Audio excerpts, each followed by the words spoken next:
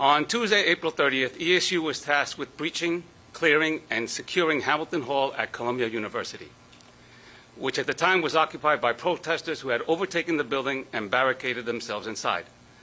This was a large-scale, complex, and dynamic operation designed to both overcome the people inside with minimal physical force, while at the same time containing them to where they were located, eliminating their access to other parts of the building so that arrest teams could move in, place them into custody, and remove them from the building. During the course of this operation, while clearing an unoccupied vacant area of the building on the first floor, one ESU member, a sergeant, did unintentionally discharge one round from his firearm.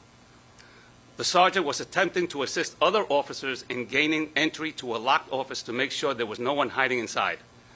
The front of the office consisted of a metal frame door and a large glass, non-transparent window. Gaining access to the office through the window ensured the least amount of damage to the structure as opposed to cutting open the metal door jamb. Once the window was broken, the sergeant attempted to reach through the hole in the glass to unlock the door from the inside. To do this, he transitioned his firearm from his dominant right hand to his non-dominant left hand. When the sergeant transitioned his firearm to his non-dominant hand, he began to use his dominant hand to gain entry through the window, which is when the unintentional discharge occurred. The bullet traveled through the office glass and into the office they were attempting to gain access to. After the firearm discharged, the sergeant immediately assessed his team and ensured that nobody was injured. The team gained access to the office and found that there was nobody inside. In this case, the bullet landed on the floor of the office and didn't travel anywhere else, so it was apparent that it had struck no one. The officer continued with his assignment, as we are trained to do, and notified his supervisor at the first opportunity. At no time were any police officers, members of the public, or any protesters in danger.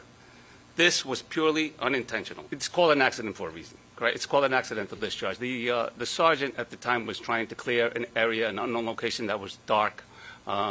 So he made the decision to transition his firearm from his dominant hand to his non-dominant hand so he could better try to gain access to the office. With that, he unintentionally pulled the trigger of his weapon and discharged the firearm. Moving forward, we will obviously counsel the officer and send him to retraining and reevaluate him, and we'll take it from there.